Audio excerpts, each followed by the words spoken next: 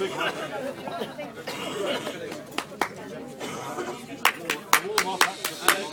we start, Welcome! Jack Sharp. Before we start, we just get a big round of applause for me.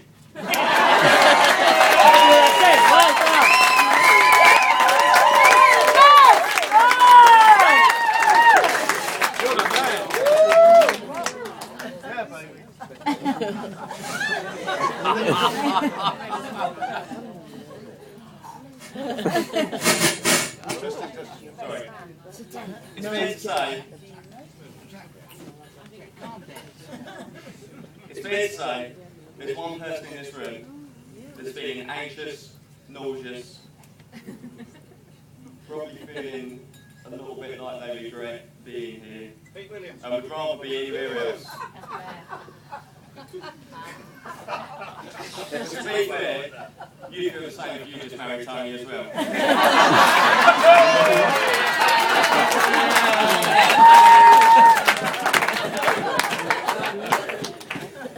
In all fairness, it doesn't half must be. Seeing Tony see Joe walk down the aisle today, obviously met hello to. And then when Joe got there and you see Tony sweating buckets, I feel exactly the same. Okay, good afternoon, ladies, gentlemen, family and friends. Yeah, My name is Billy. My name is Billy, and I'm Tony's cousin, and today I have the honour of being his best man. Before we get stuck in, I've got a couple of messages that I need to read out. So here we go. So very sorry we couldn't make it back to Jersey in time to celebrate with you. Sending you much love from the middle of the seas as we sail the Zephyr back home.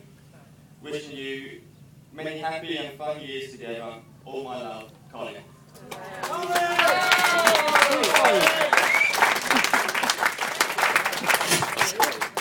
Who is Colin? Sorry, I've got it up.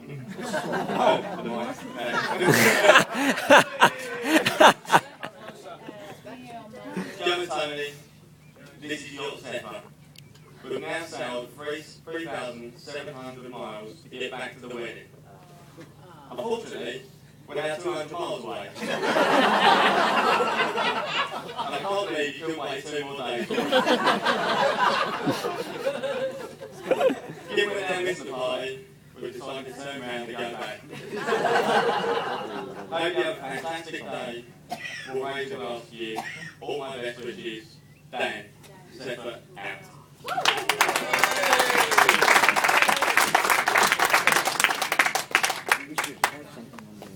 Dear Joe and Tony, my very best wishes to you on your special day.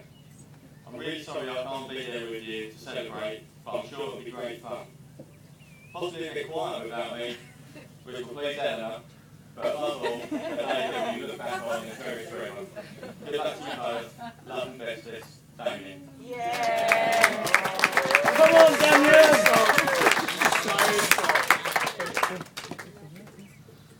So I've just got one more formality to go through before we crack on. Tony, Steve, Jacob, Jimmy, John, you look very nice today. Right, now we crack on with Craig.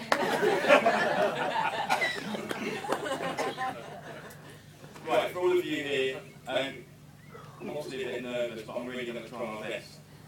But it's more than likely that the next 5 minutes are going to be the most disappointing of your night.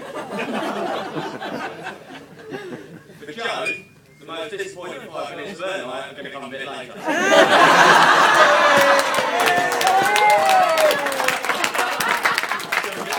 As Joe rightly pointed out, 5 minutes. Excuse me, I don't understand.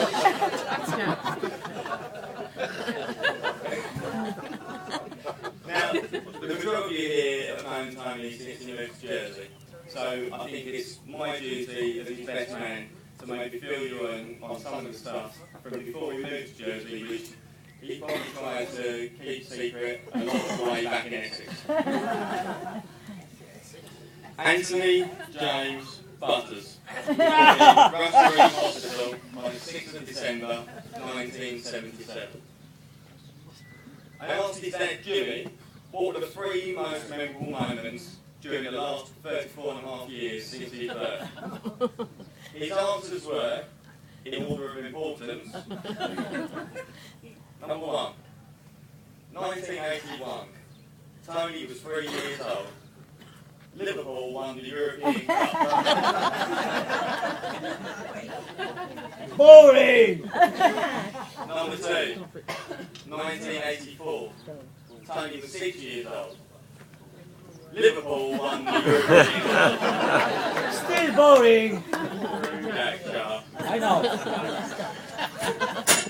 2005.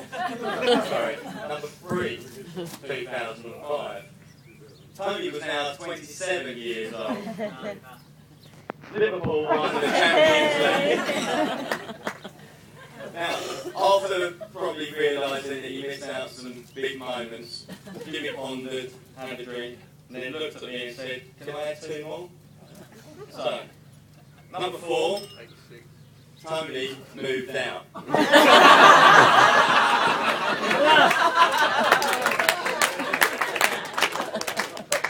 Number 5, Lauren moved out.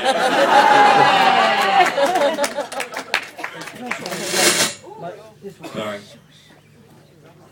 Now, Tony mentioned it before, but he really is like a brother to me. From the age of 6 years old, our families, well, when me and Tony were 6 years old, we lived next door to one another. So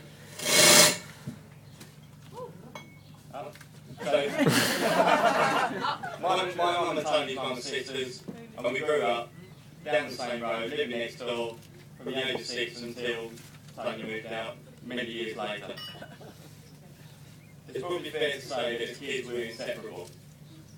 From as young as I can remember, we were out playing over the park, whether it was on our bikes, football, tennis, cricket, or we were either at home playing computer, or with our Star Wars or wrestling figures.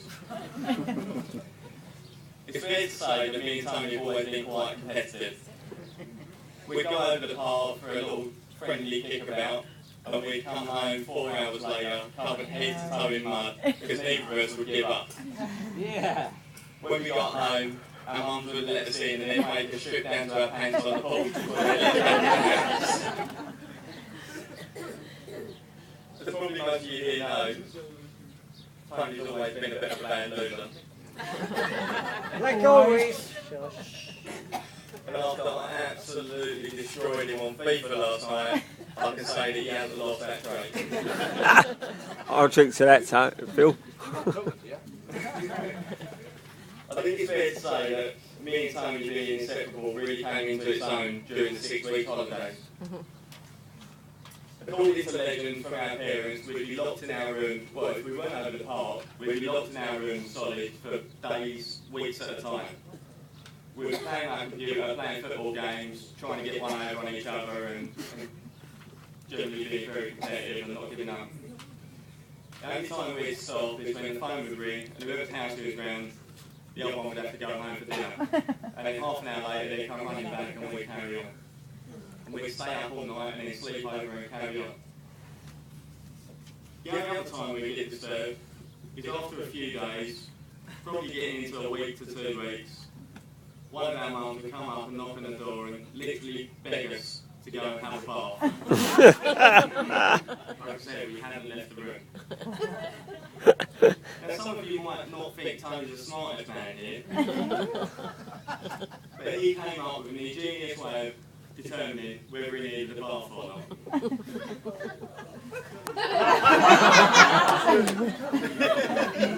Tony would get his index finger and stick it in his own belly button.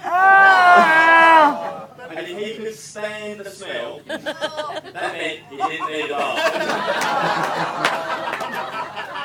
The belly button test was invented.